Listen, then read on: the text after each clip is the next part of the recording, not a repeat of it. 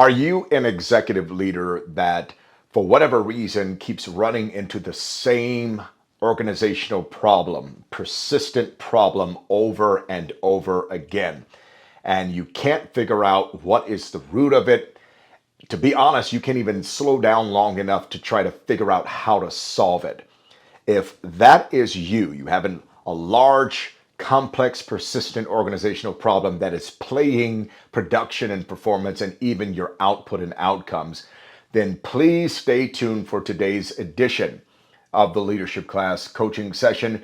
My friend, my name is Barry E. Knight. I am a leadership strategist. I am an executive coach, and I'm also the proud founder of BEK Impact Company, as well as the Leadership Class Global. I'm so glad that you're joining me today. I hope there is some great information that I can leave for you on today. So I do have notes here that I'm going to be looking at. I write a lot, and I just want to make sure I'm staying on subject.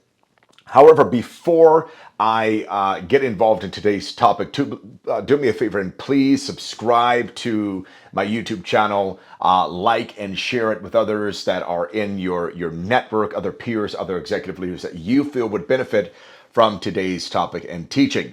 And also leave me a comment. If anything resonates with you, or maybe if you have a different way of seeing things, I'd love to hear your thoughts on today's topic. So let's get into this and talk about organizational problems and how do you approach it? Why is it that you spend thousands and thousands, tens of thousands, even sometimes hundreds of thousands on consultant after consultant, only to find that the problem is still there 18 months, 24 months later? What is it about solving organizational problems that seems to plague most and even evade most executive leaders? Now, here's what I used to do, and I hate to admit it, but it's the truth. When I first got started being a consultant, I don't even know if you can call it a consultant back then, but when I first got started, I'd get called in. I would listen to the client's problem and what they're dealing with, and immediately I'd have a solution. And so we would be solutions focused. In other words, here's the problem. Let's now build the solution. And don't get me wrong, the solution was a fairly well thought out solution. However, that's not where you start when you're solving a persistent organizational problem. You don't go find a solution. So I don't want to get ahead of myself. I'm going to talk this. But I used to do that. I used to always try to figure out, how do I solve it first? Not analyze it, but solve it. So one of the things I'll just start off here sharing, you don't want to solve the problem first. You want to assess the problem. There's this old story that I've heard, and you've probably heard it too, of people were down by the river and they kept seeing babies floating down the river. And they would, this is a horrible analogy, by the way, but they would go get the baby and rescue one. Okay, we rescued one. And then a couple of minutes later, here's another baby. And they would turn around and say, oh my gosh, let's stop what we're doing and go get this baby. Okay, so there's a persistent problem that babies are in the river. And literally what it was doing was taking their attention away from the work that they were doing, because they want to save the babies, right? It was a problem. It was a persistent problem, but nobody thought to figure out what's the root, what is the source, what are the conditions behind the problem, what's holding the problem in place. So as the story goes, you already know, and I'm probably telling it horribly wrong. That's okay. Somebody finally decides after a few hours or days, I don't know how much it was, let's go figure out up the river. We see the babies coming down the river. Let's go up the river and see what's happening. And obviously there was somebody or something throwing the babies into the river. Again, this is a horrible analogy, whoever made it up, but I hope you're getting what I'm saying. We're talking about how problems exist in organizations, and what we normally do. We go solve the problem. And a lot of times we don't even have time to slow down to figure out what is causing the problem, or even how do we contribute to the problem we're trying to solve. Another question I always ask is, what are the conditions, the systems, and the behaviors that are holding the problem in place? So what most organizations would do in this scenario is, we would say, well, we need to hire a team. So now we're paying for more people to be employed, and we're training them, and we're getting, creating new data sources. Instead of going up the hill to figure out why does the problem exist, we're trying to solve it where it is. And listen to this. We often think the source of the problem is centralized where the problem lives. Let me say that again. I'm going to say that. We often, most executive leaders, we believe that the problem here in this department is where the problem lives. So we need to solve the problem there. And then we keep firing this person, hiring a new person. And then 3 years later, we're in this vicious cycle doing it all over again because we really didn't solve the problem. If I'm speaking to you, please, again, leave me a comment. Email me back if this is coming through the email. And let me know that this is resonating with you, that you're probably sitting there saying, Barry, I deal with that all the time. This is like an everyday. And what we do is we employ the problem. In other words, like pulling the babies out of the river. We just say, this is a part of what we do.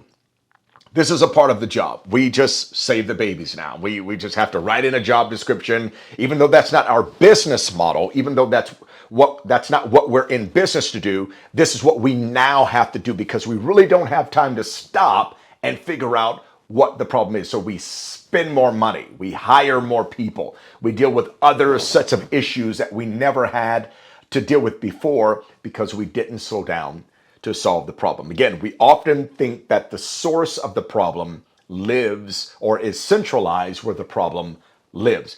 So to give an example of this, I remember a few years ago, my oldest son, he's 21 years old, and he used to play basketball, phenomenal, still is a phenomenal basketball player. But when he was 14, he played for an AAU team, and he was there, he was at the gym, and we were watching him, he was balling out. He went, grabbed a rebound, came down, and broke his left foot. This fractured it. It's just this fracture going down the left side of his left foot, the outside. And what happened was we went to the doctor. The doctor recommended that we take him to the physical therapist and begin that process. So long story short, I'm sitting there and the x-ray thing is right there on the wall. And you can see the fracture very clearly in his foot on the left side, the outside of his left foot. And so take him to the physical therapy guy, and the physical therapist is working him out. But he says this. He says, BJ, we're going to start working on your hips. We're going to do some hip exercise. So I'm like, okay, he's the physical therapist. He would know better than me. So let me just be quiet, sit in the corner like a good dad and watch him. So 5 minutes pass by. They're still working out his hips. Another 5 minutes. We're at 10 minutes now. They're still doing hip exercises. And I'm looking at the x-ray right there in the corner on the wall, on that lighted, lit, whatever you call it, board. And I see the fracture on the outside of his left foot. I see it very, very clearly. But he's working on his hips. So after 15, 20 minutes, now I'm getting pissed. And finally, I just interrupted. I said, excuse me, Mr. PT man. I said, I don't know if you realize, but my son didn't damage his hips. He broke his foot. You see on your screen, on the lighted screen right there, the lit screen, it's his left foot on the outside, the left side of his left foot, right there. You see it? It's right there. Yeah. You don't see that? You're working on his hips. I don't know if you noticed that. And then he laughed at me very graciously and probably recognizing my ignorance. And this is how he answered me. Now, he didn't really answer me like this. I'm just saying it because this is how I heard it, right? So I'm going to give it to you how I heard it. He said, well, Mr. Knight, let me explain. He said, you see, the hip bone is connected to the thigh bone. and the thigh bone is connected to the knee bone, and on. You can see where this is going, right?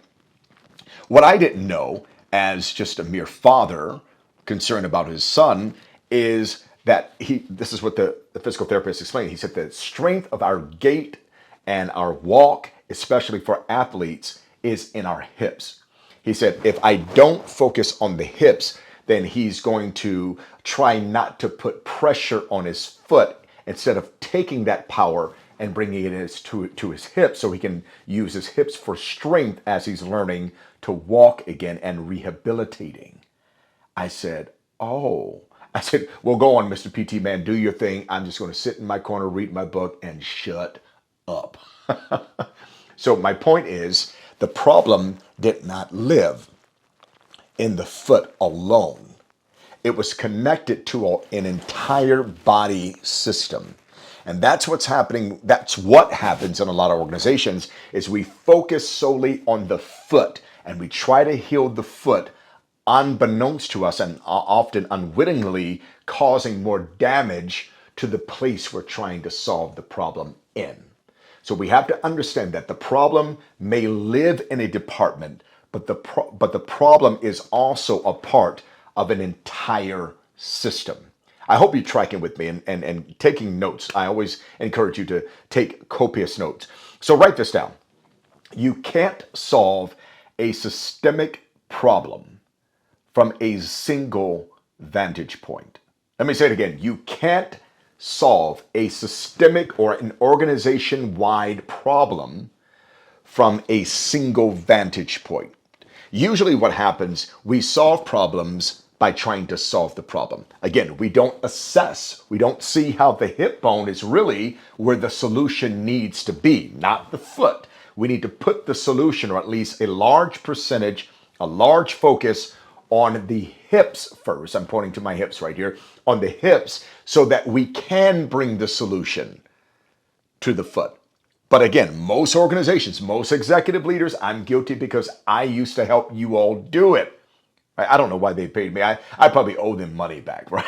For the solutions I would bring and for skipping this step. But we try to fix the foot. So the lesson is don't fix the foot. I'm going to give you 5 things. This is from the Accelerated Change Continuum. This is 7 pillars that I use to help organizations build a very strong foundation for greater impact and outcomes while we're doing organizational change. So we don't, when I get called now, I do it the right way. I go to the organization and I assess before I solve. We assess as a group, as an executive team group, before we look to solve, because we don't really know what to solve. We don't know where to solve. And a lot of times, again, organizations solve the part that is the loudest, that is costing the most money at the particular time, the one the board is pointing at, saying you need to do something about that, and we run do something, and it really fixes nothing. It just shuts up the board for a little while, or shuts up the people talking, or the most vocal, right? So we tend to incentivize the squeaky wheel or the loudest department or the one that has more attention on it. And we say, hurry up and fix that. But we're really not fixing anything. In reality, we're probably causing more damage. So I'm going to give you this. Where am I at? I'm about 13 minutes. Good. Not too far. Not too far in. I try to do these about 23, no more than 25 minutes, right around 22 minutes. See if we can land there. I'm going to give these to you real quick. If you want to solve a problem, a large organizational systemic problem, I'm going to give you my part whole diagnosis. I can't even say that word. Diagnosis framework. Part whole diagnosis framework. You know what I'm trying to say here. And again, this is just one of the 7 pillars that I use to walk organizations, my clients, through this organizational change process. Okay, so this is a model called WHOLE, or a framework, WHOLE, and I'm going to put some images on the screen here for you to see. A lot of times organizations look at an organizational problem, again, from different perspectives. So as you see with the image on the screen, you see that one person sees a circle, another person sees a triangle, another person sees a square. Now, here's the challenge. All of them are seeing the problem correctly. It's true for them. Let me say that. It's not correct, but it's true for them. The person sees a square, the person sees a triangle, the person sees a circle. They are true from their perspectives. And again, the loudest one is going to say, no, it's a square, and the one with the most attention, and we're going to try to solve a square problem, and the problem really isn't just a square. So we can't look at just one individually. We have to now bring them together. So the W in this particular part whole diagnosis, I don't know. I keep wanting to say diagnostic framework. So let's just call it that. The part whole diagnostic framework. The W is who's on the field. Who are the major players that are directly involved with the problem? So as you see in this diagram, there are three individuals looking at a problem. Someone sees a square, someone sees a triangle, someone sees a circle, but they can't identify the full problem. So you have to identify everyone connected to the problem, not assigning blame, but to help each other see reality. Who are the executive leaders? Who are your department leaders? Who are maybe even your consumers, your clients, your end users? Are there any partners that are directly involved? They need to be at the table. We need to get their perspective. So the first part of the part-whole diagnosis, I'll say it the right way, framework is part of that whole framework. The WHOLE is looking at who's on the field. So you've identified that. It's important to know who's on the field. Listen to this, write this down. If you don't know who's on the field, you are playing a zero-sum game. You're going to rob Peter to pay Paul, and Peter and Paul both need each other and both need the same resources. And you're just flip-flopping resources from here to here, taking from them. Now they're down and this person's up, but then you move it back over here because they're complaining, and then now this person's down and they're up. It's a zero-sum game when you don't identify the people playing this game called Solve the Problem, okay? The H right there on your screen is, how does each stakeholder see the problem? This is the most important and the most difficult, because at this point we're probably pointing fingers at each other.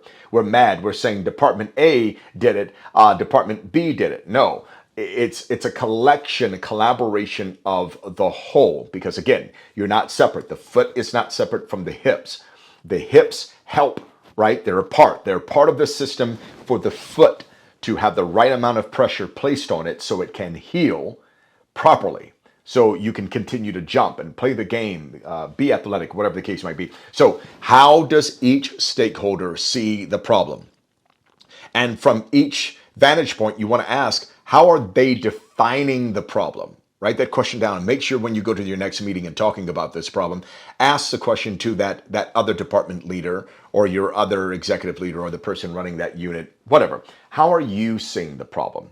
Consumer, end user, partner, how do you see the problem? Then another question to ask is, what pressures are you under? How is this problem creating pressure for you? Third, I have a lot of questions. I'm not going to go through all of them. Just three here. Last question is, what does success look like for you? And then what you want to do is map out. When I'm in a room with my clients, I'm literally mapping out all of this information so we can see it working together and not separately. We don't see the hip, the knee bone, the thigh bone, and then the foot. We don't see it that way. We see it all collectively as a part of walking and playing basketball or being athletic, running and jumping. It's a collection, a collective effort. That's what you want to see. Most leaders, write this down, most leaders solve problems from where they stand, not where the problem actually lives. So again, if I see the problem as a circle, I'm going to solve it with circle solutions. I'm going to go read circle books, and I'm going to go and watch circle videos and YouTube and talk to other circle or leaders who've dealt with circle problems, and I'm going to bring you a circle solution to a problem that's not really all the way a circle. I hope you're tracking with me here. I love talking about this stuff. By the way, I don't know if you can tell.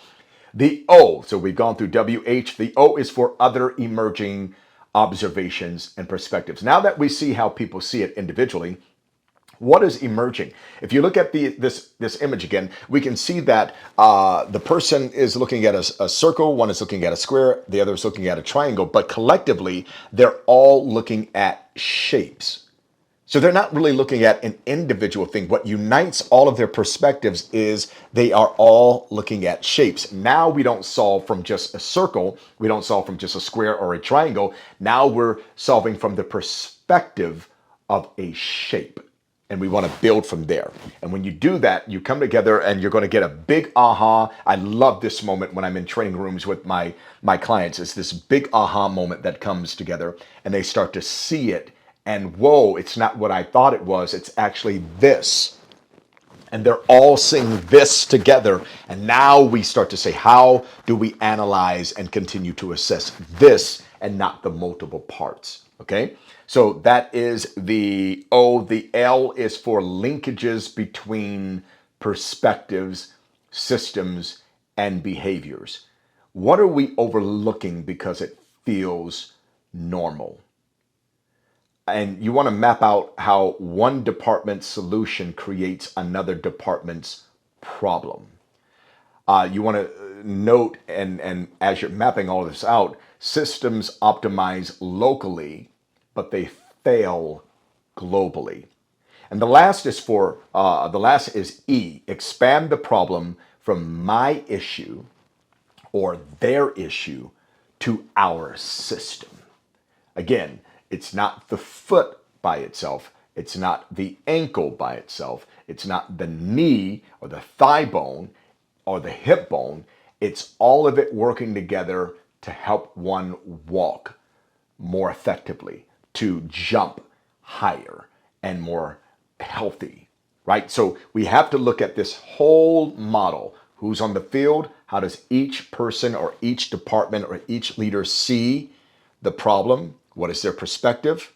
I forgot where I am. O is what are other emerging. So now that we understand different parts, what are other emerging? So when I'm sitting with the physical therapist working with my son, the emerging perspective that came up, the other emerging perspective was, wow, I didn't realize how powerful or how much our hips had in our gait, our stance, our jumping, especially for athletes. I didn't realize it. That was the perspective that I can build off of now.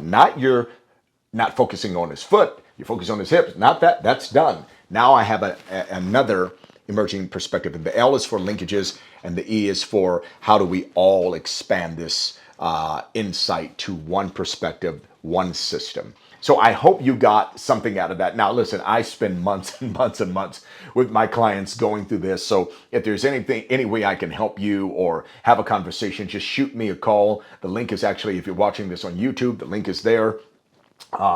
In the notes there, you can just click it, schedule a 30-minute clarity call with me. I'm not trying to sell you anything or push my product or my service on you. I just want to hear what your perspective is and see if I can offer you something that will kind of unlock an idea, a thought that will help you move your organization further and faster. I hope you got something out of today's coaching session, my friend. I will see you in a couple of weeks. My name is Barry E.